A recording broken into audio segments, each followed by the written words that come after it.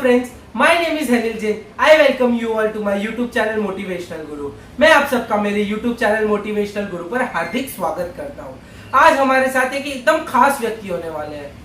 उनके बारे में मैं बस इतना ही कहना चाहता हूँ कि अक्सर हमें मंजिलें काफी दूर दिखती है, लेकिन उसे पाने की चाहत होनी चाहिए तो राह भी दिख जाता है। अक्सर हमें मंजिलें दूर दिखती है, लेकिन उसे पाने की चाहत हो तो हमें राह भी दिख जाते हैं। वैसे ही आज हमारे बीच में माननीय श्री कुमारपाल जी जैन है, जो एक गोल्ड के व्यापारी है, गोल्ड एसोसिएशन के मुंबई के अध्यक्ष है और सोशल वर्क में काफी एक्टिव है। आज हम उनके बारे में बहुत कुछ जानेंगे, बहुत कुछ सीखेंगे। तो चलिए शुरू करते हैं।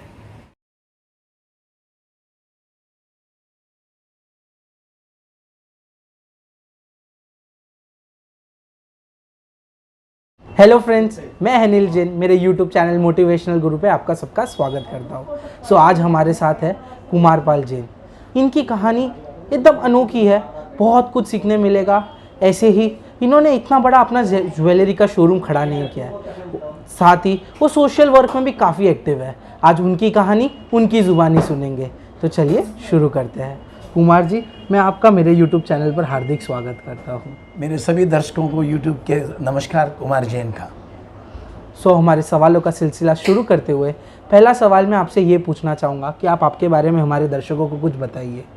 हाँ, मेरा नाम कुमार जैन है। हम मुंबई का रहवासी हूँ। ऐसे राजस्थान में फालना के नज़दीक में बाली गांव है जो मेरा नेटिव प्लेस है। और मुंबई में मेरा जन्म मुंबई में हुआ। मैंने शिक्षा भी मुंबई से ही प्राप्त की।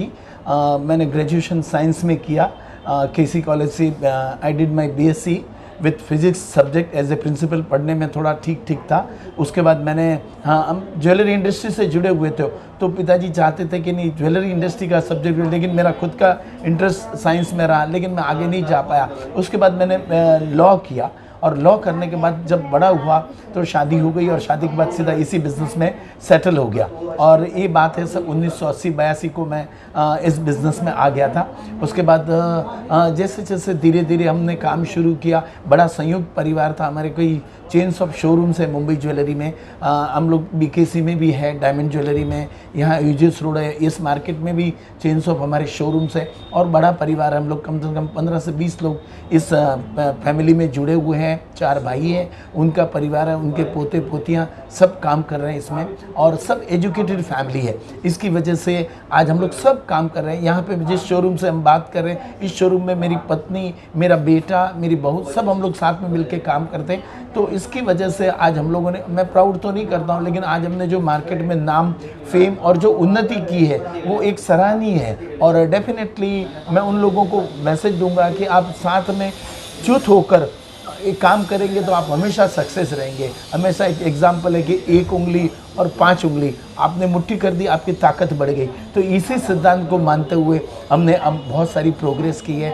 और इसके साथ साथ मेरा एजुकेशन जो था, मुझे बचपन से जब मैं पढ़ता था तब से मैंने मेरी एक संस्था शुरू की थी। यूनिक क्लब करके एक संस्था थी, जिसमें मुझे बहुत सारे लोग, उस समय में जब मैं पढ़ता था, मैं खुद भी विद्यार्थी था, तब उस समय में मैंने करीबन 500 से 550 मेंबरों को इकट्ठा जमा किया था एक प्लेटफॉर्म यूनिक क्लब के, जिसमें 2 कार्य थे। सामाजिक गतिविधियाँ थी और सोशल वर्क, यानी समाज से के लिए कुछ कार्य करना। तो हम उस संस्था में बहुत सारा कार्य करते थे, लोगों से मिलते थे, मार्केट से हमको अच्छा धन मिलता था, हम उसको अच्छे कामों के लिए उपयोग करते थे। करीबन उस संस्था को आज भी हम चला रहे हैं और करीबन 45 से 46 साल उस संस्था को हो गए। आज ही उसमें करीबन 500 से एवरेज 1 साल के बच्चों को देते थे, करीबन 20,000 बच्चों को हमने स्कॉलरशिप दे दी है। तो इस तरह से सामाजिक क्षेत्र से कार्य करते हुए भगवान ने हमारे पर मेहर रखी और आज हमको इतना बड़ा स्टेज पे लाके खड़ा कर दिया।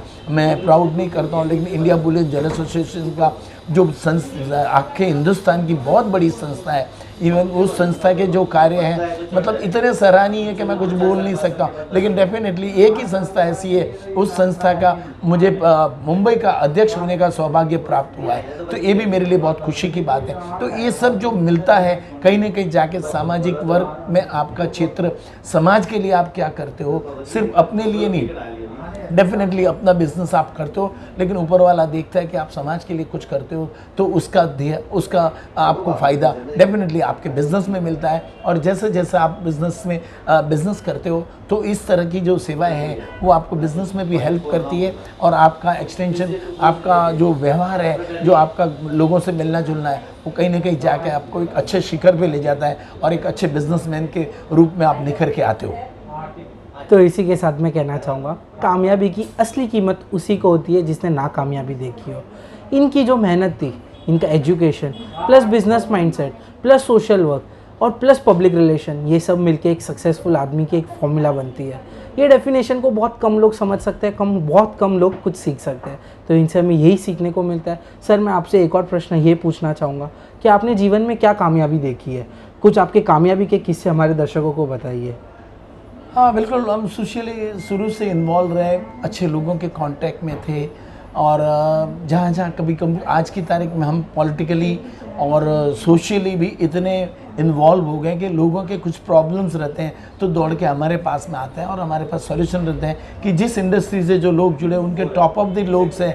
मैं पुलिस की बात करूँगा तो पुलिस के जो टॉप है, मैं पॉलिटिशियंस की बात करूँ तो कि यहाँ के जो सीएम वगैरह हैं, तो ऐसे कांटेक्ट हमने डेवलप किए और उस कांटेक्ट से लोगों को सहायता हुई है, लोगों को हेल्प मिली। जब बड़ा बड़ा इशू आया तो हमने डायरेक्ट अप्रोच किया और उस अप्रोच से हमने वापस डायरेक्ट उसी लोगों उन अप्रोच से उनका प्रॉब्लम सॉल्व हुआ। इस हमारी इंडस्ट्री की बात करूँ तो मैं ज्वेलरी इंडस्ट्री के लिए हमने बहुत सारे कार्य किए। ज्वेलरी इंडस्ट्री में जब जैसे जैसे हम आते गए, आज इंपोर्ट ड्यूटी जो है इसका अभी इशू बना हुआ है, तो हम उस पर भी अच्छी चर्चा कर रहे हैं। डायरेक्ट नीति आयोग से बात कर रहे हैं, फाइनेंस मिनिस्टर से बात कर रहे हैं, और कहीं ना कहीं जाके उनके जो क्लूज है, उनके प्रॉब्लम्स है, वो सॉल्व करने की कोशिश कर रहे हैं। तो ऐसे कई वारदातें बनी, कई समय आया और कई प्रॉब्लम्स आए, लेकिन समय समय के साथ में वो प्रॉब्लम सॉल्व होते गए और लोगों का भी फ़ायदा हुआ, और उससे हमें जो पीआर मिला उससे हमारा बिजनेस का फ़ायदा हुआ, और हमारे को खुद को सेल्फ जो है एक प्रकार का कॉन्फिडेंस पैदा हुआ कि नहीं, हम कुछ भी कर सकते हैं, समाज के लिए भी, एट द सेम टाइम अपने लिए भी। That's the story of hard work. It says a lot about success.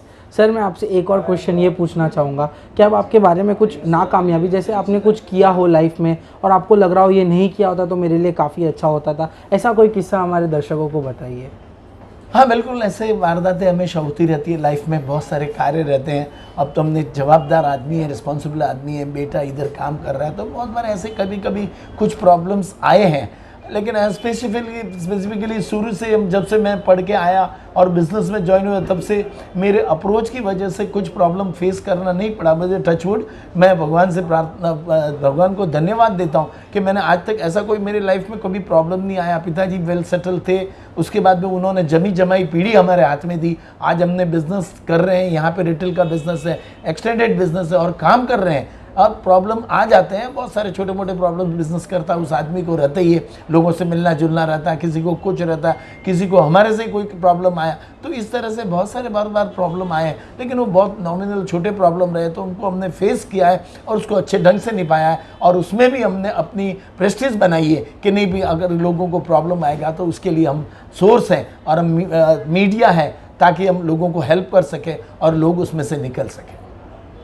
तो ये था एक बढ़िया जवाब। सर, मैं आपसे एक लास्ट क्वेश्चन ये पूछना चाहूँगा कि आप हमारे दर्शकों को कुछ एडवाइस, कुछ टिप्स, कुछ मोटिवेशन की बात कह सके ताकि हमारे दर्शक आपसे कुछ सीख सके।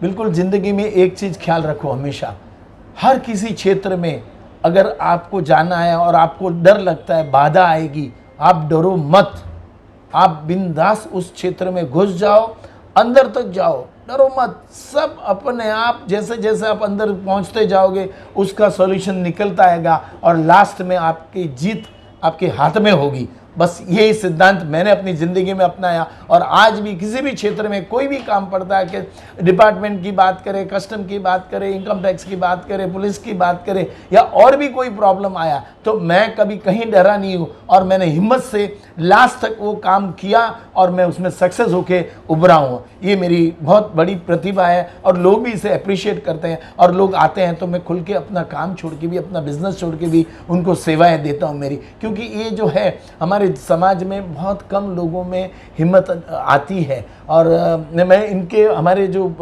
है इनके पिताजी भी हमारे एक ऐसे मित्र पुराने रहे, प्रकाश भाई की बात करता हूँ। प्रकाश भाई भी आज की तारीख में इसी तरह सामाजिक संस्था करते हैं और आज मंदिर का जो काम वो देख रहे हैं, इतना सुहावना काम देख रहे हैं कि उस मंदिर की बात करें तो इतने बड़े बड़े ट्रस्टी हैं, वो झुक के, वो मान के, वो समझ के प्रकाश भाई के पास में आते हैं कि भाई हम नहीं कर पाए, इसका सॉल्यूशन बताओ। तो वही हिम्मत और वही गट्स जो है प्रकाश भाई के, वही मेरे भी लाइफ में मैंने बनाए हैं और मैं हमेशा किसी भी काम में मैं पीछे नहीं हटा हूँ और काम हमेशा सक्सेस हुआ हूँ।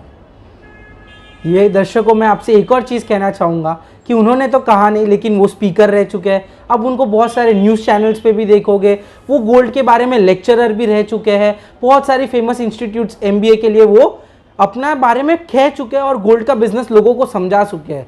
तो उनसे हमें बहुत कुछ सीखने मिलता है। उनके बोलने का तरीका, वो कैसे अपने बिजनेस को समझते हैं, उनकी हार्डवर्क, उनका डेडिकेशन, उनका सोशल वर्क, उनका पब्लिक रिलेशन। तो ऐसे ही उनसे हमें बहुत कुछ सीखने मिला है। ऐसे ही हमारे मोटिवेशन का सिलसिला चलता रहेगा। अगर आपको मेरा काम पसंद आ रहा है तो चैनल को सब्सक्राइब कीजिए, वीडियो को लाइक कीजिए और हमारे साथ जुड़िए रहिए। कुमार पाल जी, मैं आपका मेरे चैनल पर आने के लिए बहुत बहुत धन्यवाद करता हूँ। आपने आपका प्रेशियस टाइम हमारे चैनल को दिया और हमारे दर्शकों को भी बहुत कुछ सीखने को दिया। Thank you.